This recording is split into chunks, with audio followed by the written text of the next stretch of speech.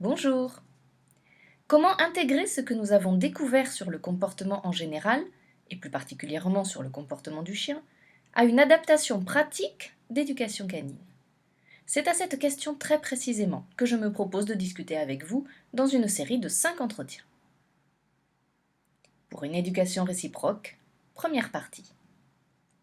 On ne peut pas construire une vérité à partir d'erreurs et de mensonges. Le principal problème des programmes d'éducation contemporains est qu'ils reposent sur des postulats dont l'expérience démontre qu'ils sont faux.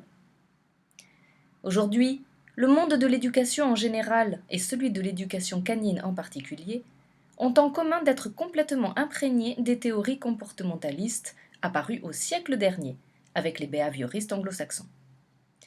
Et le problème est que ces théories reposent sur un postulat dont l'expérience montre qu'il est faux. On peut résumer ce postulat des comportementalistes de la manière suivante.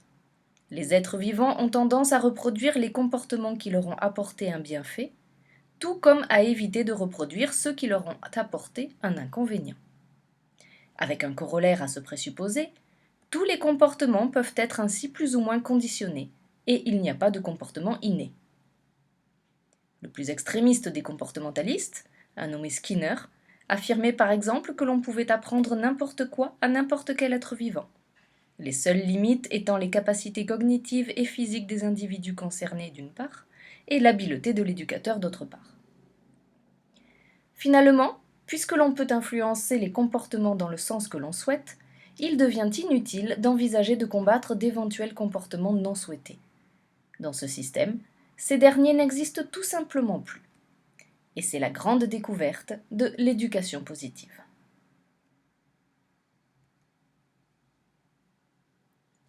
Ceux qui ont dit non. Nous le savons, les critiques portées à la théorie comportementaliste ont été nombreuses.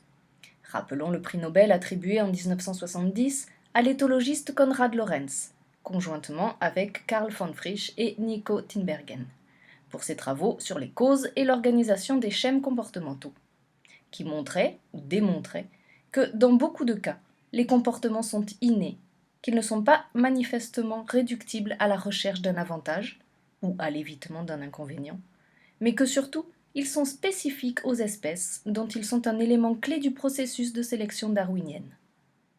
D'autres courants scientifiques, vous le savez, sont allés encore beaucoup plus loin.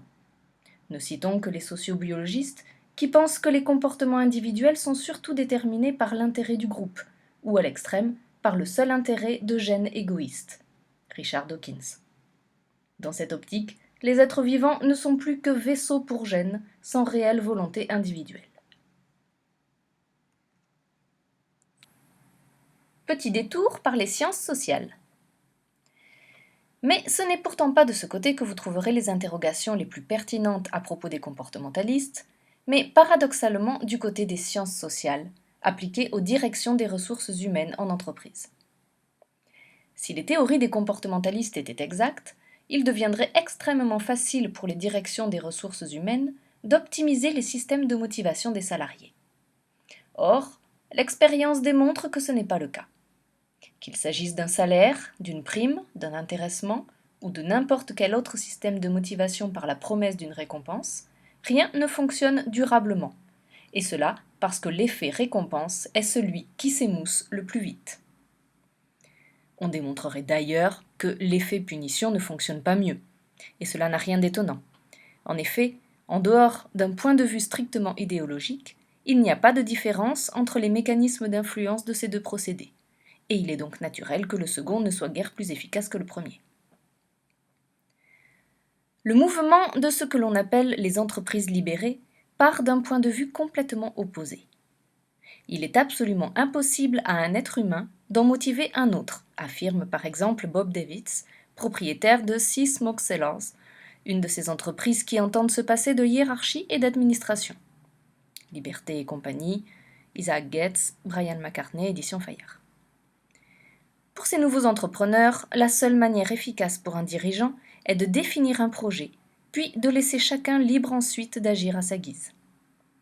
En effet, selon eux, l'individu n'est pas heureux parce qu'il chasse une récompense, mais parce qu'il se trouve placé dans un environnement qui lui permet de s'automotiver, de progresser, d'améliorer ses performances.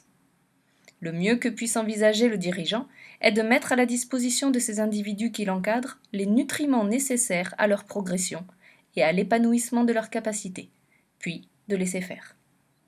Bien entendu, ce laisser-faire comporte un corollaire, celui de l'engagement personnel de chaque acteur, qui devient ainsi seul et complet responsable de ses actes et décisions.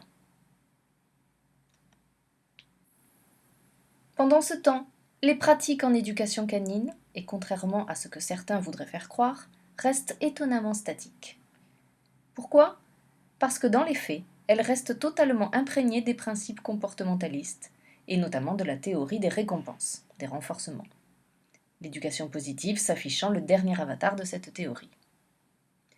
Or, l'effet récompense, ou même l'effet récompense-punition, inefficace, nous venons de le voir, pour les individus de l'espèce humaine, n'a aucune raison de se montrer plus pertinent pour les autres individus des autres espèces. Et c'est en effet le cas.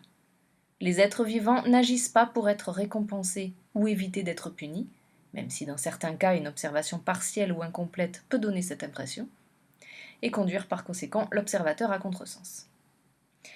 Par exemple, ce n'est pas pour le poisson, que leur donnera leur dresseur, que les dauphins des Marineland sautent avec autant d'ensemble que d'habileté au travers des cerceaux, même si c'est ce que croit observer le public, ou même ce dont se persuade le dresseur.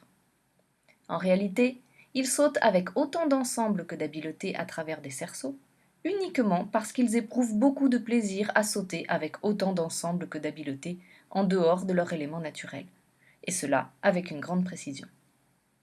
Et ils le font d'autant plus volontiers qu'ils observent que chaque bond les rend plus habiles et améliore leur performance. Maintenant, si le dresseur veut ensuite leur donner un poisson, c'est tant mieux. Et nos dauphins n'ont aucune raison de se refuser ce petit plaisir complémentaire.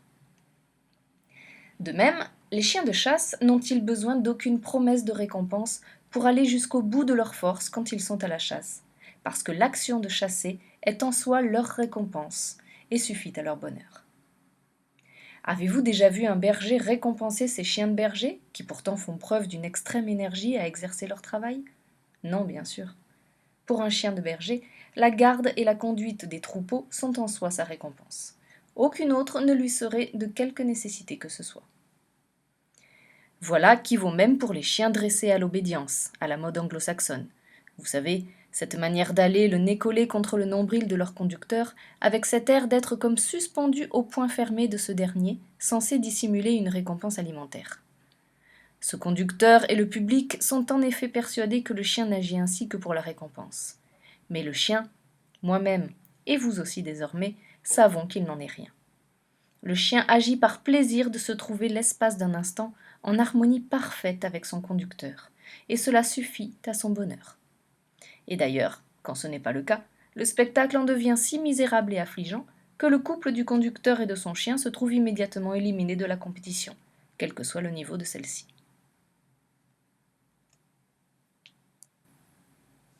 La vérité des êtres vivants. La conclusion de tout cela est que comme les êtres humains, les êtres vivants n'agissent pas pour obtenir une récompense ou éviter une punition, mais fondamentalement pour se trouver en harmonie avec leur environnement. En harmonie avec leur environnement, ils s'automotivent, ils progressent et améliorent leur performance. Tout ce que nous pouvons faire est de mettre à la disposition de l'animal les nutriments nécessaires à son développement et à l'épanouissement de ses capacités. C'est à l'animal lui-même de faire le reste, et nous n'avons ni la capacité, ni d'ailleurs le droit moral de le faire à sa place. Nous n'avons que la capacité et sans doute le droit moral de le laisser faire. Le problème est qu'un tel programme est tout à fait hors de portée de l'éducateur qui ne se remet pas entièrement en cause. Et c'est d'ailleurs exactement la même chose pour les entrepreneurs. Voilà pourquoi les entreprises libérées, malgré leur incontestable succès, sont encore très peu imitées. On pourra faire la même remarque au sujet des éducateurs libérés. Les nutriments, de quoi s'agit-il ? Comment s'y prendre ? Voilà, si vous le souhaitez, ce qui fera l'objet de notre prochain entretien, où nous découvrirons en outre comment une éducation libérée permet en fait une synthèse du comportementalisme et de l'éthologie. Merci pour votre attention.